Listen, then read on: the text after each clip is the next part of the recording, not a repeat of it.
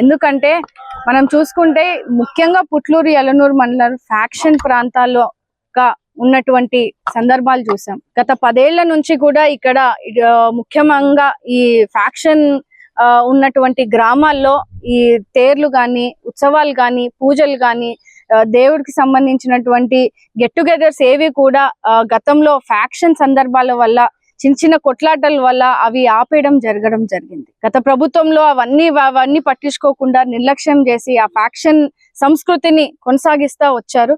కానీ ఇప్పుడు కూటమి ప్రభుత్వం ఏర్పడిన తర్వాత మీరు చూసుకుంటే మడుపల్లి గ్రామంలో నిన్న చాలా అంగరంగ వైభవంగా ఉగాది ఉత్సవాలు చేసుకోవడం జరిగింది. దాదాపు 7-8 ఏళ్ల తర్వాత మళ్ళీ నిన్న గ్రామంలో అలా పండుగ వాతావరణాన్ని చూశారు. ప్రజలందరూ కూడా పార్టీలకు గాని, మతాలకు గాని, కులాలకు గాని అతీతంగా నిన్న అందరూ కూడా ఒక పండుగ వాతావరణంలో పండుగ చేసుకోవడం చాలా చాలా సంతోషంగా భావిస్తా ఉన్నాం. కేవలం ఇది మన ముఖ్యమంత్రి నారా చంద్రబాబు నాయుడు గారి నాయకత్వంలో ఎక్కడ కూడా ఫ్యాక్షన్ అనేదే లేకుండా ప్రతి గ్రామంలో కూడా ప్రతి ఒక్కరు కూడా ఎలక్షన్ లో తప్పించి ఎలక్షన్ అయిపోయిన వెంటనే కూడా ప్రతి ఒక్కరు కూడా సన్నిహితంగా ఉండాలి, కలిసిమెలిసి ఉండాలి, కుల మతాలకు అతీతంగా మనము గ్రామాల్లో జీవించాలి అనే ఒక గొప్ప ఆలోచనతో కూడా ఈ రోజు పరిపాలించే పరిస్థితిని మనం చూస్తా ఉన్నాము. నిన్నటి నుంచి మనం చూసుకుంటే చాలా పల్లెల్లో అండి, ఉట్టి మడుపల్లి అనే కాదు, సింగన్మల్లో గాని, పుట్లూరు మండలంలో గాని మీరు ఉత్సవాలన్నింటినీ కూడా పండుగ వాతావరణాన్ని మనం తీసుకురావడం జరిగింది. పోలీస్ సిబ్బంది వారు కూడా, అధికారులు కూడా ఎంతో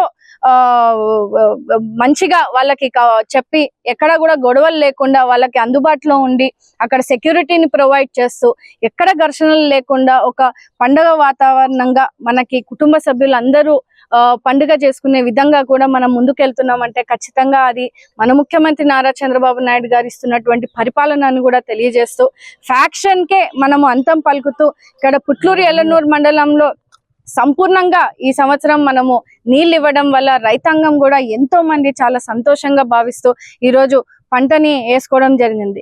కానీ దురదృష్టవశాత్తు మొన్న జరిగినటువంటి అకాల వడగండ్ల వాన వల్ల కూడా కొంతమంది పంట నష్టం జరిగినప్పటికీ కూడా వెంటనే 24 గంటల్లో ముఖ్యమంత్రి గారు స్పందించి వాళ్ళకి నష్టపరిహారం చెల్లించే విధంగా కూడా చర్యలు తీసుకుంటామని తెలియజేస్తూ, సో ఇలా ఎక్కడా కూడా ఇబ్బంది లేకుండా సింగన్మల్ల నియోజకవర్గంలో ఆ ఫ్యాక్షన్ అనే ఒక పదాన్ని కూడా మనం అంతం చేసే విధంగా కూడా ఇక్కడ ప్రజలందరూ కూడా మమేకమై కలిసి కట్టుకొని ఒక పండుగ వాతావరణాన్ని మనం తీసుకెళ్లే విధంగా కూడా పనిచేస్తా ఉన్నామండి.